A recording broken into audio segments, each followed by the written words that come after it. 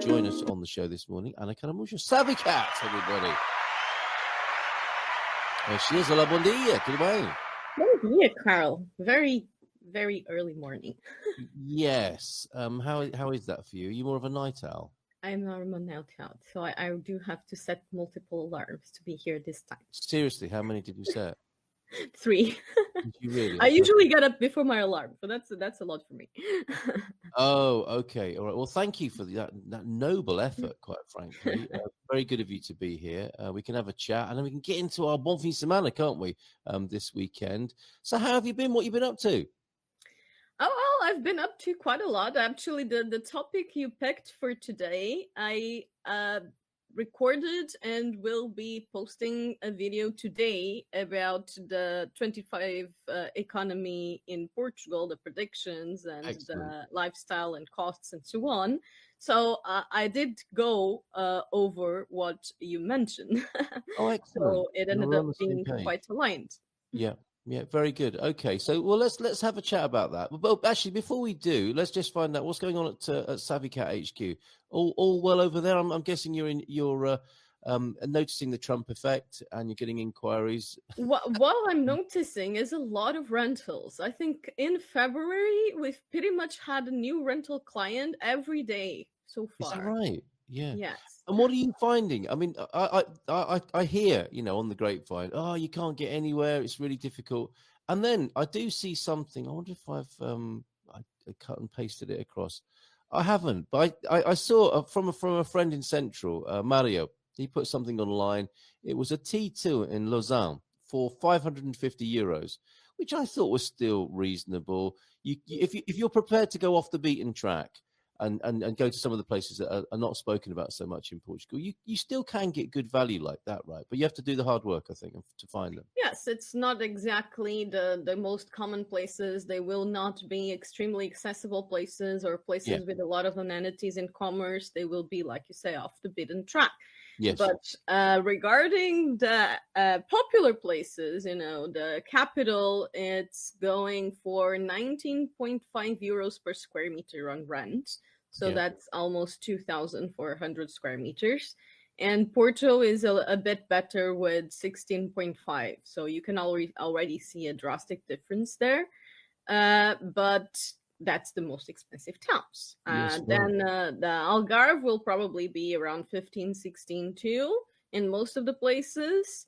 But the rest of it, it's going to be under that. I think Braga is at 9.5 and Castelo Branco is like at 7. So the location does make a lot of difference. Of course, and these, the famous places, if you like, I suppose, are getting cooked at the moment, aren't they? With interest over the last few years, and yes, you can go off piste, and you make a really good point actually about accessibility. To be in somewhere like Lausanne, although there is a twist in the tail with Lausanne, isn't there? And those towns are going out from Coimbra, but generally speaking, you're going to need a car or be happy in the town that you live in.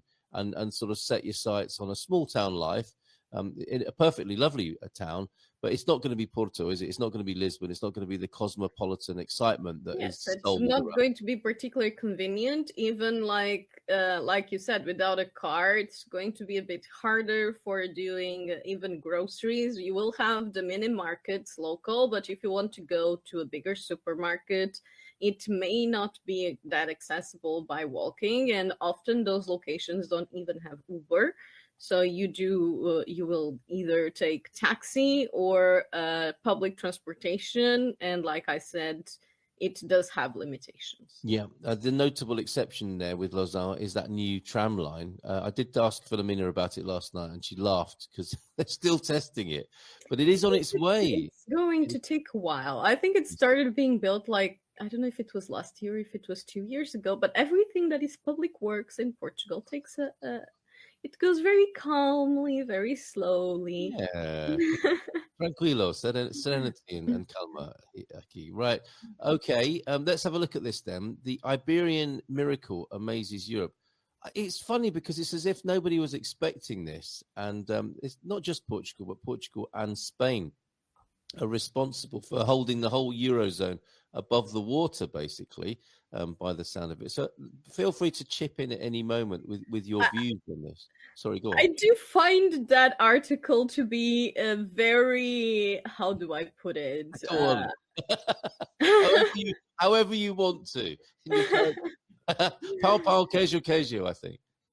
Yeah, I really am missing the world right now, but basically very narrow visioned, because come on, yeah, sure, Portugal and Spain demonstrated the growth bigger than most of the other European cities, yes. The countries. However, the growth in Portugal is actually about the same or slightly less than last year.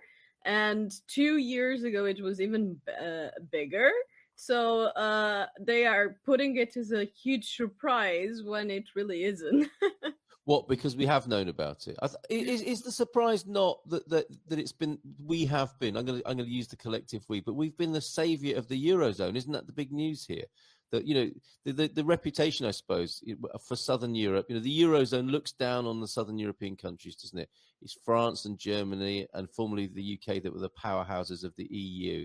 And not much was expected of the Southern European countries. And now look, Germany is on its backside. The UK has left the EU. And here we are on the Iberian Peninsula driving the economic engine, it would appear. Is that not the angle here? Yes, it is. I'm always pretty curious about how these measurements are made, because, for example, public debt actually went up this year. So yes. I am always pretty curious. It's supposedly about the increase on expenses by private consumers and exports, which I think would be truthful, and also the growth of tourism and improvement of infrastructures in Portugal is definitely a good factor here. Yes. I do stand by what we already know, that is, Portugal is a pretty good place to live. I do kind of worry about the economy. In a way, it's good that the economy keeps going up. The government is also making somewhat of an effort to raise the minimum wage. Through the past 5 years or so, it has been raising about 5% every year. I think now this year it's going to be 860, which is a really good improvement, because like I said 5 years ago, that will be on my video, the right numbers, but it was under, it was like 600 and something. Yes. So it's the minimum wage is still drastically low compared to other countries. And another thing that actually made a lot of rounds on the Portuguese news was the fact that Portugal is quite lowly rated on the how many salaries it takes to buy a house. Yes. And it's like 230 something. And that's a lot. It's ridiculous, isn't it? It's madness. It's actually, I did go and see the overall numbers throughout the world, and that's kind of an average number, to be honest. It's not that high, but I wouldn't find it positive at all. It's depressing, isn't it? I mean, and that's the problem with these economic reports, is what we need to get a sense of improvement is that affects people. Otherwise, it's gaslighting, isn't it? So, you know, people are, how many salaries do I need to buy a house? Oh, 10 million now at the moment. And then you're being told when you turn the telly on that things are improving. Now, if the improvement's not there for everyday people in their minimum wage and how easy or not it is to find a house, they're not going to believe this sort of thing, are they? So I do accept that it's quite conceptual and of a different sort of order than what people might actually want, and not have all this sort of gaslighting economics. Things are definitely getting better for you. Oh, really? It doesn't feel like it when you walk into the supermarket. But anyway, let's see what they've got to say here. Economists warn it's not enough on its own to avoid recession. That's the worrying little sting in the tail here. Spanish newspaper El Economista has described the Iberian Miracle, which has saved Europe from recession so far. Somewhat guarded there. With the economies of France and Germany in the doldrums, Spain and Portugal were responsible for 50% of the Eurozone's growth in the last quarter. It's a surprise that is intriguing economists. You can imagine them sitting around scratching their beards, can't you? But according to investment bank JP Morgan, the dynamic is not sustainable unless Germany and France start recovering and Europe is heading for a recession. If not, probably never before has the Iberian Peninsula been so important in keeping the euro economy afloat, Venture reports. That's the surprising thing, isn't it? And somewhat patronizing as well, perhaps. Between them, Spain and Portugal account for just 13% of the Eurozone's GDP. But if the two nations were excluded from the last quarter's analysis, the Eurozone's growth would have already dipped into negative territory. In fact, annual growth would have halved, says El Economista. Just a couple more, just a few more stats, and then let's see what Anna has to think about this, or say about it. Spain on its own accounted for a third of all Eurozone growth in the last quarter, with Portugal bringing up the rear. Spain grew by 0.8% and Portugal by 1.5%. You mentioned that there, Anna. Year on year, Spain grew by 3.5%, Portugal by 2.7%. On an annual basis, the boost is even clearer. The Eurozone grew by 0.9% of that. 0.9%. Spain and Portugal account for 0.43 percentage points. Spain contributed 0.3815 and Portugal 0.0459 points. We're going into the long grass there, are we not? But a couple of things on that. Clearly, as you said, quality, whatever is happening in the EU, and we might expect some challenges, mightn't we? You know, there's talk of recession there.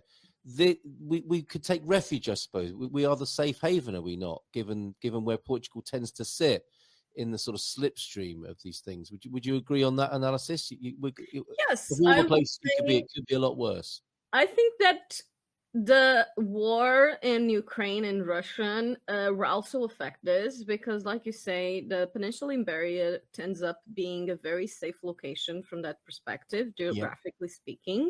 Yes. And the biggest risk in Portugal would be probably the maritime territory.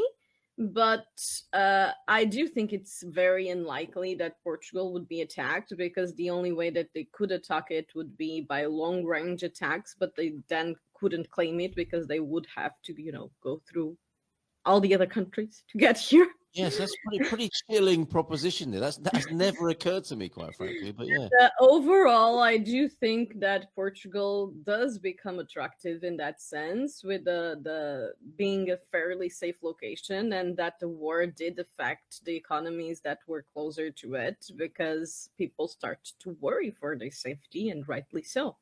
Well, fascinating. I think it's more strategically important, isn't it, on the Atlantic Riviera? Although we don't want to be making too much noise about that to Donald Trump at the moment. So let's just keep our heads down and enjoy the Portuguese lifestyle that we are becoming accustomed to here, and take some comfort in these figures. The other part of this, and what's being sort of made, the case is being made for and about, is the partnership between Spain and Portugal. Is that with your understanding of this? I don't know how much you're not an economist, are you? I'm guessing, right? But as a sort of a trading duo or trading twins, is that something you've grown up with as a Portuguese person? That Spain and Portugal together are we have the whole neighbor love-hate relationship, Right. It's like Portuguese people will complain about a lot of things about Spanish people, but then we also enjoy a lot of advantage. One of the things I think that comes up the most is the discontent around the gasoline and diesel prices that are a lot cheaper in Spain. Yeah. Overall, I would say that the Spanish economy is healthier from an internal perspective. The minimum wage in Spain is drastically higher than in Portugal. I don't know the exact values, but it's something like at least 30-40% difference. Is it? Yes, at least. Wow. So I would say that in a way, Spanish is a bit better managed. They are known to be very hard on international taxes. And I do have a Catalonian brother that, he inherited things in Portugal just as I did. and it's a pain for him every time because the international taxes in Spain are really a pain. Yes, So they are. that's also something I tend to warn clients that are people that are on edge about the Portugal or Spain. Do consult with a tax advisor because Spain can be really a headache when it comes Yeah. to international taxes, and they are known to be high. I honestly don't think that's a bad thing because it does protect the local economy in a way, but Yeah. it's not very good for expats. No, as we're finding, and hopefully Portugal won't be copying Spain's 100% tax on foreign purchases. Hopefully Has that that been approved? I don't think no, it's that been will. written about as though it has been here in Portugal, and it hasn't been approved. No, no, I don't even know. Like I said last time, I don't even know or think it will actually get approved, but Yeah, we will see. yeah, we will see.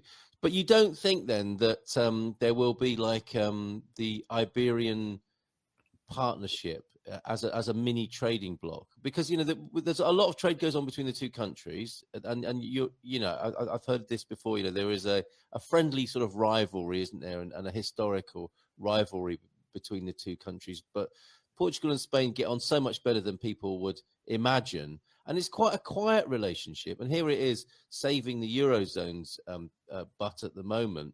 But you don't think there's any sense of a proactive I don't trading think partnership? that the governments are proactively collaborating between the two in order to reach these results. I think they're just kind of working towards that goal in that own way, and it just works out to be Yes, uh, seen as a partnership, but I don't think it's an actual partnership. I think you're right. And there's also a lot of products that are produced in both Portugal and Spain that we are kind of competing markets in that way, especially, agricultural, like fruits and vegetables and so on. Yes, And Portuguese people always like to say that ours are better. of And I course. would say that They a are, lot aren't of they? them are.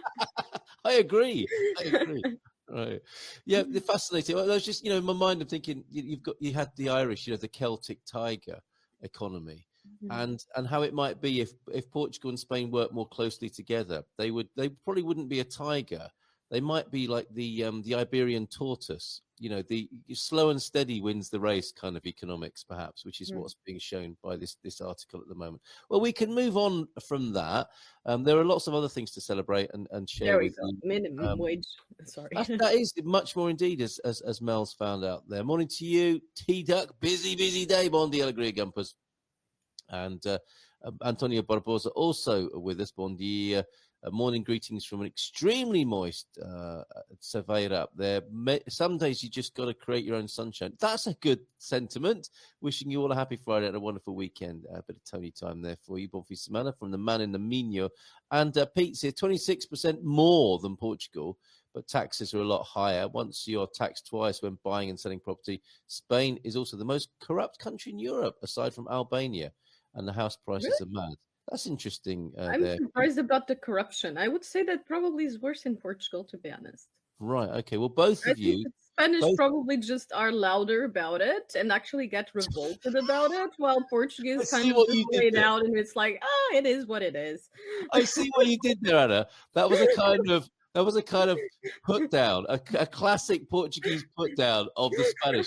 Well, our corruption is just as good. They're just noisy about it. That is a classic Iberian exchange right there. Okay, and both of you can own your comments. Any complaints or legal action about those corruption allegations to be sent directly to those who uttered them this morning, Peter and Anna. I think I know the guy who may be able to advise on the difference between tax between Spain and Portugal. Michael Heron, if only he had a channel. Well, it's coming. Good Morning Spain is on its way, by the way, of course, in case you hadn't heard. My mum said Spain is grubby and the men are slimy, so I won't be visiting. Listening to her mum's advice. Dear, oh dear, there's some very broad stereotyping going on this morning. Don't confuse corruption with bureaucracy. Yes, then corruption makes doing business so well. It does if you're on the right side of it and you're sufficiently funded to do so with the right connections there. Right, okay, I've got some lovely tidbits to share with you, and we're going to visit Setúbal as well. which I think is often on your radar, isn't it? People interested, and I'm sure you Yeah, champion. that's definitely one of the locations. Actually, one of the videos I'm planning next, which is probably going to release in 3 or 4 weeks, is going to be the most affordable prices in the Lisbon area. We are still studying to see which ones make it to the cut, but Yes. maybe Setúbal will be there. I wouldn't be too surprised, but there was definitely a big increase in the last few years when it comes to costs. So let's see. Well, let's see if we can put the prices up now by sharing some really nice video about the place. Coach Turner's there, and this is what you get on arrival when you go for the wine tasting in Palmela. Yes, please. Okay, that looks good. Maybe not right now, but nice one, Coach. And a couple of video clips here as well. Let's have a look. I think this was the view from the apartment. This is what you can enjoy in Setúbal.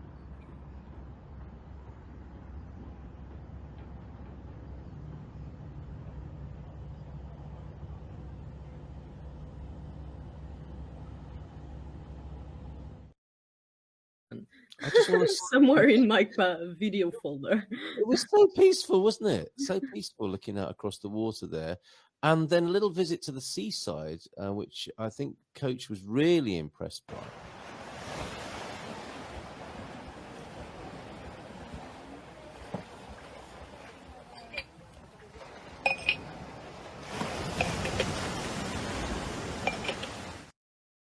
Go through the hills in order to go there because they are hidden behind the mountain kind of thing.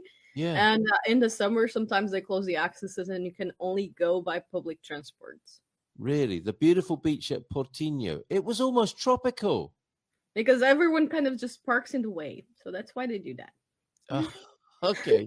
Those were the amazing views from Penella Castle. Okay, and I think we've got possibly another video here. How are Fabrizio and Ian?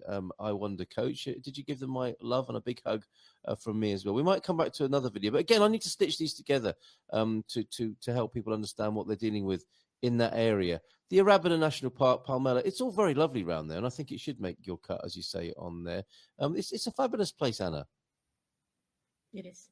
A little bit industrial as well. I mean, that's not the whole picture, is it? If you go into I think it's parts, really nice because it's close to Lisbon and it has this beautiful nature area of Serra da Rábida right next to it. And the city still has room for growth, and definitely the prices have already risen drastically over the past 4 or 5 years, but it's still definitely not nearly as bad as Lisbon. yeah, quite the vibe there. You don't have you're not living in it as a suburb of Lisbon, are you? You can get on the train and go to Lisbon, but you've got everything you need, I think, within the town itself. It's a significant settlement in its own right. Right, here's a few other snippets that I thought were rather nice. I don't know if you've ever been here, Anna. The smallest international bridge in the world is in the municipality of Aranjuez. And this is the lovely lady, Alentejo, _ 1970, my beautiful country on X. It is approximately 6 meters long and 2 meters wide. The Marco Bridge is a corner, stone benches nearby, and the calm sound of a river. It connects the Portuguese Marco, village of Marco, to the Spanish El Marco. That's another very classic. typical. But yeah, I actually haven't been there. It's kind of Great, I can see you making a video there. The smallest international bridge in the world, right there, 6 meters long and 2 meters wide. And there's no song and dance about it. It's just nice and easy, isn't it? Step across from Portugal into Spain. We've been talking a lot about borders today. Also saw this. Were you aware of this? The longest train trip in the world stretches 18,755 kilometers from Portugal to Singapore. I could go see my sister, passing through 13 countries over 21 days. And for a mere $1,350, you can experience stunning scenery. You would do, wouldn't you, on a journey like that? Meals, drinks, and lodging on this unforgettable journey. Were you aware of that?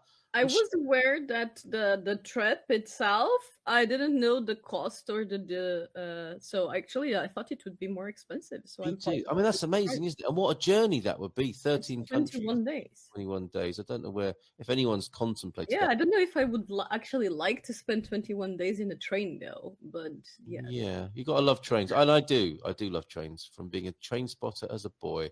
I wouldn't mind that too much. And look, sleeper trains here in Europe, the new sleeper train links 7 European cities in just 21 hours. I don't know much more about this. It just came across my social media sphere. Cheapest ticket on this is £99. I'm guessing this is connected to the Eurotunnel as well, so you can get across from the UK. A European sleeper, and you can go to 7 cities in just 21 hours. Have you done much on this, on the rail connections and rail travel in Portugal? Are you a fan? I have not. That actually may be an interesting idea. You're very welcome. I'll meet you at certain parts of it if you like. But I love train travel, and I think to make that easier and more understandable for people would be quite a useful video, I think, as well. So there you go. Savikat Anna is making a note of that. Let's go back to a few more of your comments. We've got a little cycle ride to come from Andy when we complete and conclude the show today, but we want to find out what's going on in the world of Savikat. Okay, we've got Pete. With exactly each province also. He's still banging on about Spain here. For example, a friend of mine pays over 250,000 euros in bribes every 5 years for his rent. What? Allegedly. It's here already. It is. Good Morning Spain. Looking forward to that, aren't we? And working with Michael. We'll chat with him on Monday evening, actually. It's our live streaming and podcasting club, where I'm sure Michael will be checking in and talking about the development there. Eva in Spain is less, and it's not far when you need to make a major purpose. Winking emoji there. If you need to pop up your gas or top up your gas and petrol, pop to Costco. That's actually a very much a thing in the towns that are close to Spain. It's very, very common for people just go across the border to make a supermarket, and especially, like I said, diesel and gasoline filling. But it shouldn't be the case, should it? If you live in the Eurozone, shouldn't there be a sort of that be balanced? On the products itself, I think it's just different products. Although the IVA is lower, it's just 2%. So here it's 23, and in Spain is 21. So it's not that significant. Yeah. For the consumer, it's not that significant. For companies, it would be very significant. Yeah. But when it comes to the diesel and gasoline, it's actually about the state taxes that they put on top that are drastically different in Portugal and Spain. Right, Mel's having a good look at this morning. Simply live. Electricity also cheaper and not owned by the Chinese. Spain is lovely, and people are very friendly. Your mum you may want to sort of reconsider her opinions about Spanish and Spanish men particularly. Only slimy in some of the high expat zones. What I found, but I only lived along the southern coast, where, like in Portugal, it's not real Spain or real Portugal, is it? I would say that Spain is louder in a way. They have more of an extrovert way of socializing, and they get very excited about things. And you can always tell when there's a Spanish group in a restaurant and so on. They make themselves heard. I would think they can be kind of comparable to Americans. I mean, a lot of Europeans complain about Americans being that way too. Yes. But I think it's not an exclusive thing. I think Spanish people are fairly similar. I think you're right, and you can always tell, can't you, when a Spanish are in town? I can in San Martin de Porto. Not complaining about it, but it's just different. But I only lived along the southern coast, says Mel, not mid or north, so I can't comment. But do you know, having personal experience doesn't stop people commenting here, Mel. Go ahead. My parents looked into that train trip. Very complicated, they said. Okay, so it's more of a sort of PR and a journalistic excitement there, possibly. It's what my mum said, but I love Portugal so much more once I'm there. I will not be leaving. I will take my whole life to see all on offer there in Portugal. She's falling in love with Portugal already. Not sure the kiosk in Lisboa Orient Station will have an option for a ticket to Singapore. I don't think that's why it's called Orient Station, although the name seems to suggest otherwise. Joanna, so very good. Right, Anna, what else do you want to tell us? What's going on at Savikat HQ? Have you got any more webinars coming up? And how? I actually want to book a tax webinar, but I'm kind of traumatized because the last one that I did actually with Sarah from Spartan FX, we had these very annoying trolls that apparently have a way of interfering with the presentation. Seriously? So, and because we don't know who the trolls are, this is actually quite hard to fix. And I'm kind of trying to figure how to go around this, and that's why I haven't booked one yet. But the next one I want to do is exactly, I want to do one about the international tax situation with the collaborator that we often recommend our clients to, which is Ricardo, actually. I'm translating his name. He's called Ricardo. But yeah, I'm still not over the whole troll situation and them being able to interfere with the presentation, because it's really very disrupting. Hold on a minute. You were doing Zoom. You were doing Zoom, yeah. were you? And they were actually interfering. Yeah, with they basically could turn the presentation screen black, and then you can just not do anything, and then you don't know who is doing that. And they actually said then another guy that was part of the scam came in and said he was from Zoom support and is going to help, which I did find odd. But you know, at that point you're like, anything goes. Yeah, right. And then they just kicked everyone out of the presentation. Unbelievable. So I really don't understand these things, because they really don't have anything to gain. It's just being annoying for being annoying. I think you might have missed the sting. When the person stepped in allegedly from Zoom, they might have asked for your credit card details to sort it out, possibly as well at some point. No, they didn't ask for anything. They were just generally being annoyed, and then being annoying. And then the guy actually stayed back and watched the rest of the presentation, because we kept going in the hopes of then, you know, releasing the recording. Yeah. And he even pretended to be a client and then started interfering with the presentation again. So I just kicked him out, because I was just like, it's kind of obvious if you're the only one that hasn't been kicked out, right? Yes. And yeah, it was just such an odd situation. Like, what are you gaining with this? And then we contact Zoom support because they are not supposed to be able to interfere with the presentation, right? Yeah. And Zoom support is just completely oblivious as usual.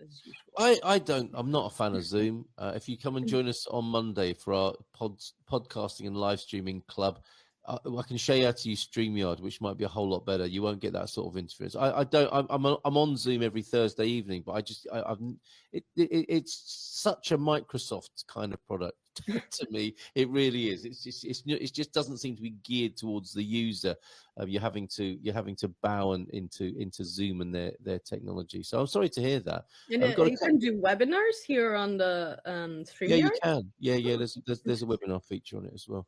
Apparently, I've got a couple of questions for you. The man in this is just a comment from Pete. The man in seat 61 is by far the best way of booking and looking up train journeys. Thanks, Pete. The best in the world at the moment are in China. There you go, Jana. And may I ask a question? Yes, you can, Jackie. But Mr. S was first. I nearly forgot about this. Bless you, Santinish. Bon dia, gata experiente. Is that a literal translation of savvy cat, the gata experiente? I don't think savvy would translate to experience, to experiente. I would probably translate it to desenrascada. It's really? Finding a way, you know. Savvy is more about figuring things out and doing things in an optimal way. Yes. So I would translate more to desenrascada. Which is a great Portuguese word, isn't it? And a very sort of culturally appropriate word about the Portuguese psychology, for sure. Are automatic renewals happening again? Is that your experience? In what? I think on on residency renewals. Are you hearing that? They say they are going to make them happen with the whole change from the the previous service called to IMA, to IMA. It is said that IMA is going to make an automatic renewal system, but it hasn't been made yet. Okay, all right. That's very typical Portuguese. Yes. Still on the cards. Yeah, Mr. S. Sorry, I haven't got better news for you on that. And Jackie's asking you, big fan of yours. May I ask Anna a question, please? Certainly. That's why she's here. Mm-hmm. If I bought a ruin with a lush garden, can I put a tiny house on the footprint of the old property? Thank you. I'm sure you've been asked this before. Yeah, you can actually, if there is a previous existing ruin, and this depends a lot on the zoning laws. So it means that if it is like in a reserve area and so on, it's really only possible if there was a pre-existing ruin or property there. If not, you cannot. If it is in a more city environment, it will depend on whether the property is a rural or a mixed plot. A mixed plot will have part of its area designed, designated for urban use, which means you can construct on it. And the rural part of the plot cannot be constructed on it. And this is defined. So imagine you have like this square rectangle plot. If the urban area is just this slot, you can only build in this slot.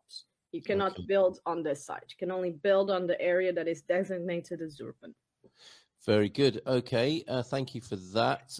Yes, it's a village. I'm looking at it amongst houses there. And Mr. S is asking for that word. So yeah, feel free to book a call with me on my website. You can book a location advisory call with me, and we can look specifically at that property. There you go, Jackie. And yeah, what was that word again? The desrascansar, I think, is the word, isn't it? Could you spell that for us? Let me see. I think it will go to the private chat, but yeah, okay. Well, I'll copy that across for you, Mr. S. Ever the student. Donada, man in seat 61 is just awesome and super informative for all the best seats. What a lovely job to have as well. The people in that company exploring all those worldwide rail routes. Okay, there's the word. Yeah. Okay. I think the only thing I would also like to mention is that in the last few months of the year, so November, December, and now, there was a very, very drastic increase in rental demand. And like I said, I'm also feeling it in my company. I think a lot of people are like preferring to go on rental and see how things go, and not wanting to make the definite decision of buying property and moving over. And I do think a lot of this is due to the political situation in the US. But I was also looking at the Idealista numbers, because Idealista does tend to be the place where most of the rentals are advertised. And it was really big. It was something like a 40% increase. Oh, really? Yeah. Okay. Right. And this is on your video, which people can see on your SavvyCat YouTube channel, right? It's going to be released at 5 p.m. today. Oh, very good. Excellent. Okay. Wonderful stuff. Thank you for being here this morning. We're going to go for a little cycle ride with Andy in just a moment. But yeah, wish you a great month. And of course, you'll be back. You are here on the first Friday for 40 whole minutes. None of your 20 minutes. Next one, I will try to get a guest, since I will have a bit more time to find it. Yeah, fair enough. But there's always a lot to talk about. Our joint love of Portugal here, passion for Portugal. Thank you, Anna. You've made my day. I have had a call with you, and we'll be contacting you soon for your amazing services. The call was so educational; it was a massive help. Huge thanks to Anna of SavvyCat there. And let me make sure that the website address is on the screen as well as we go for a little cycle ride. Not so much in the Bairrada anymore, but more in Aveiro. With Andy. SavvyCat Anna knows Aveiro pretty well too. Thanks a lot to you. Muito obrigado. And last night we learned with Philomena many words, the many ways of saying goodbye in Portuguese, as you can see here. So take your pick on those. And thanks again to you, Anna. All the best until we see you again on the first Friday of February. Até a próxima. See you then. Oh, I'm trying to find my applause button. There it is. And now...